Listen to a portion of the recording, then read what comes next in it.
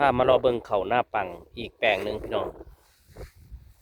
เพิ่นกำลังมาหาสามเขามันห่างมันเกิดบ่ดีก็ต้องเฮ็ดแบบนี้ล่ะจะหน้าปังหรือหน้าปีพี่น้องเอ้ยข้าวหน้าปังข้าวหน้าปังบรรยากาศงามๆผู้ขาบ่อยากย่างเข้าไปทางในดอกหมาเพิ่นมีอยู่ย่านหมาเพิ่นชีวิตของชาวเกษตรกรก็ต้อง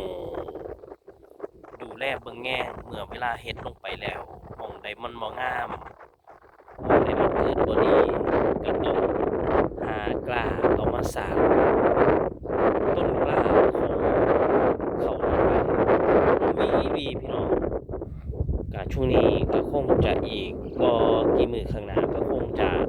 เบิดฤดูของหน้าหนาวกันแล้วลมแห้งๆพี่น้องบรรยากาศสวยๆงามๆของข้าวหน้าปังนำพาให้ได้รับชมรับเบิ่งเด้อพู้นเพิ่นกำลังสามเขาอยู่พี่น้องเอาความสวยความงามกลางท้องทุ่งนามาให้ได้รับชมคือเก่าหั่นล่ะให้เบิ่งซ้ำนี่ล่ะพี่น้องเด้อ